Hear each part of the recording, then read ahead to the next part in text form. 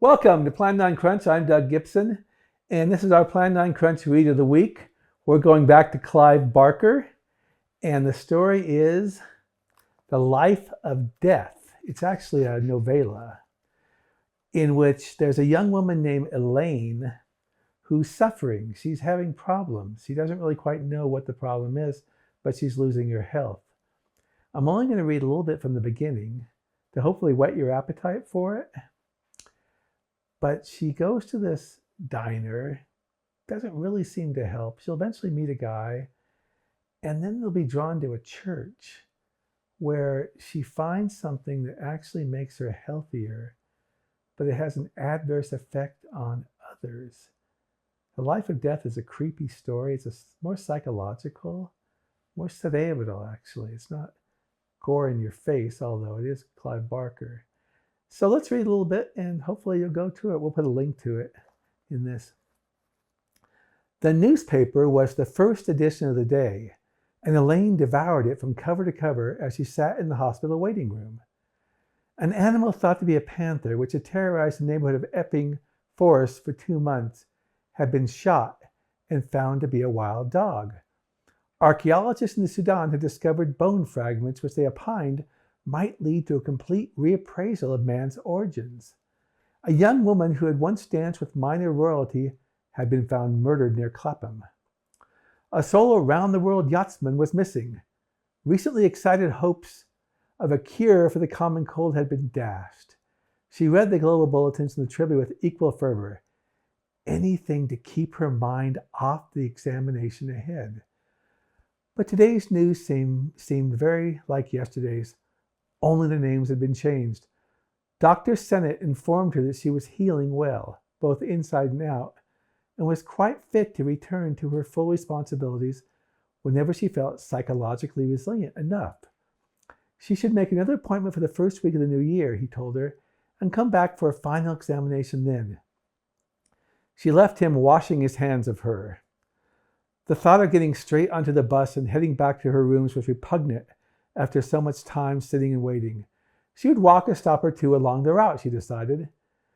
The exercise would be good for her, and the December day, though far from warm, was bright. Her plans proved over-ambitious.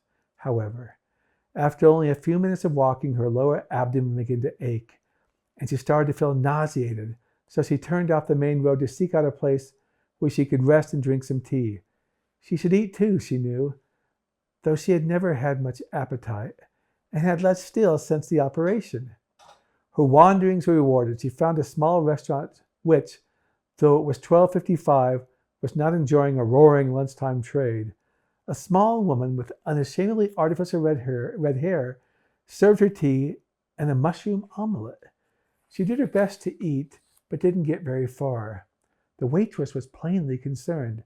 "Something wrong with the food?" she said, somewhat testily. "Oh no," Elaine reassured her, "it's just me." The waitress looked offended. Nevertheless, "I'd like some more tea, though, if I may," Elaine said. She pushed the plate away from her, hoping the waitress would claim it soon. The sight of the meal congealing on the paddleless plate was doing nothing for her mood. She hated this unwelcome sensitivity in herself. It was absurd that a plate of uneaten eggs should bring these doldrums on, but she couldn't help herself. She found everywhere little echoes of her own loss, in the death by a benign November, and then the sudden frosts of the bulbs in her windowsill box, and the thought of the wild dog she read that morning, shot in Epping Forest. The waitress returned with fresh tea, but failed to take the plate. Elaine called her back, requesting that she do so. Grudgingly, she obliged.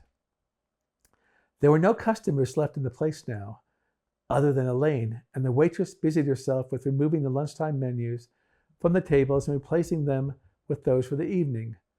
Elaine sat staring out of the window. Veils of blue-green smoke had crept down the street in recent minutes, solidifying the sunlight. "They're burning again," the waitress said. "Damn smell gets everywhere." "Where are they burning?" "Used to be the community center. They're knocking it down and building a new one. It's a waste of taxpayers' money." So this is from The Life of Death. It's just a little bit of the beginning to whet your appetite. It's an excellent Clive Barker novel, and I think you'll enjoy it if you take the time to read it. And I'm Doug Gibson. We're from Plan9Crunch, and we're Plan9Crunch at YouTube. You can subscribe to us. You can like us on TikTok, Plan9Crunch, and also Plan9Crunch podcast and blog. Like or follow on Facebook. And our blog, which has been around since 2008, is plan9crunch.com. Thank you very much for this Read of the Week, and that's a wrap.